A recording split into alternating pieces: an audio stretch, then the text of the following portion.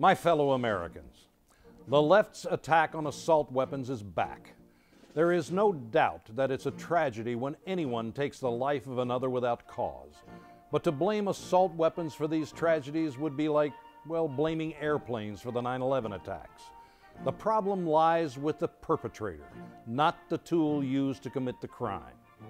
The left is now screaming from the rooftops that there is no good reason for any American to own an assault weapon, that they're not good weapons for defense or for hunting. Frankly, they're missing the point. Take it from my philosophical guru and life coach, Ice-T. You know, the right to bear arms is because that's the last form of defense against tyranny. That's why fellow rapper Ice-T and I are in poppin' lockstep on gun control regardless of any East Coast-West Coast rap rivalry. Well, if the advice of a couple of aging rappers isn't enough for you, how about these reasons? Number one, the Constitution. The libs are already saying Chuck's off his meds again and he's back talking about that old outdated historical document, the Constitution. Doesn't he get it that it doesn't apply today? Sorry to break it to you, but as of right now, the Constitution is still the law of the land. And since we are a nation of laws, not men, we need to follow it carefully. Number two, the Second Amendment allows for assault weapons. The left argues that the Founding Fathers didn't even know what an assault weapon was.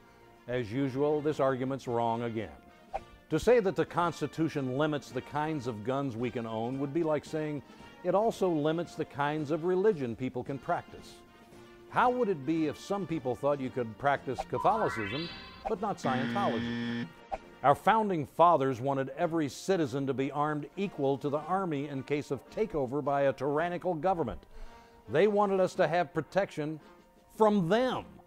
How would things have been different in Nazi Germany had the people been armed? Think about the protesters that have been killed by their own government in Iran. An armed society would not have that problem. Number three, assault weapons act as a deterrent against foreign invasion. During World War II, the Emperor of Japan instructed his commanders to plan an invasion of America. He felt very empowered after Pearl Harbor and believed our military to be very weak, which at the time it was.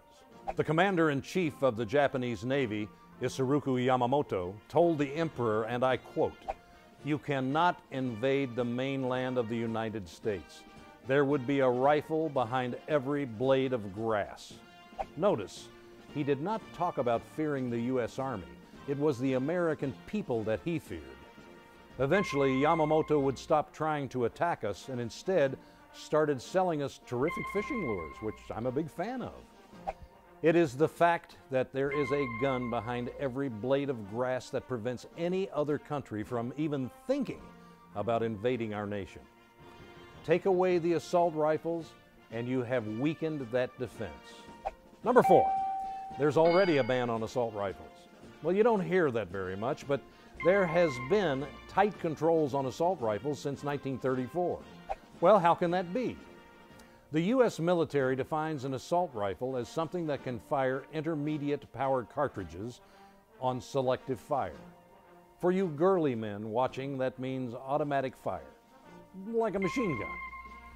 The left invented the term assault weapon to describe rifles that bear some similarity to real assault rifles, like this one. This way, they can make it against the law to own a gun that looks like an assault weapon. Really, is it against the law to look like something else? In that case, shouldn't Henry Waxman be arrested for resembling Ratatouille? Number five, handguns kill people too. Some nut jobs claim that assault weapons are too dangerous. Really? So you find a Glock 40 caliber is just to be a little dangerous? All guns are deadly in the wrong hands. And number six, we need the jobs. The gun industry employs 184,000 people. And these are good paying jobs averaging $45,000 a year. A ban on so-called assault weapons will result in laying off thousands of these workers. But of course, that's no big deal since we don't have an unemployment problem. Crazed criminals shooting up innocent people is a tragedy. But all the gun bans in the world will not stop them. Criminals will always find the weapons they need to carry out their crimes. The only people that will be going unarmed are the law-abiding citizens like you and me.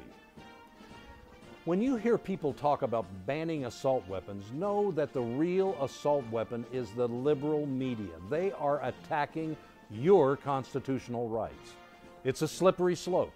First it will be assault weapons, then ammunition, then handguns, and on and on and on. I'm Chuck Woolery, trying to save the Constitution, one amendment at a time.